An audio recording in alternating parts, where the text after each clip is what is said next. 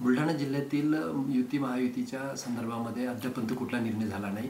काय परिस्थिती आहे आता सध्या? या बाबतीमध्ये पक्षाच्या शीर्षस्थ नेत्यांनी, तिन्ही पक्षाच्या नेत्यांनी एकत्रित बसून यापूर्वी सर्वांना सांगितलं आहे की ज्या ज्या ठिकाणी सामंजस्याचं वातावरण आहे, ज्या ठिकाणी बोलण्या इतपत संबंध चांगले आहेत, त्या प्रत्येक ठिकाणी स्थानिक पदाधिकाऱ्यांनी आपापल्या पातळीवरती युतीची महायुतीची जी चर्चा आहे ती त्या ठिकाणी करावी.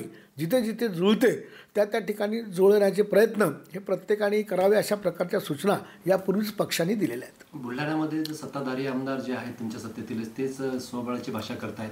कशी युती होते?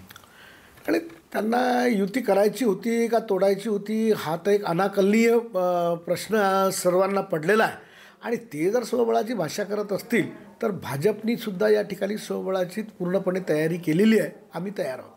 तुमचा भाजपाचा नगराध्यक्ष राहणार आहे का मग आता? निश्चितपणे भारतीय जनता पक्षाचा नगराध्यक्ष पदाचा उमेदवार या ठिकाणी उभा राहणार आहे.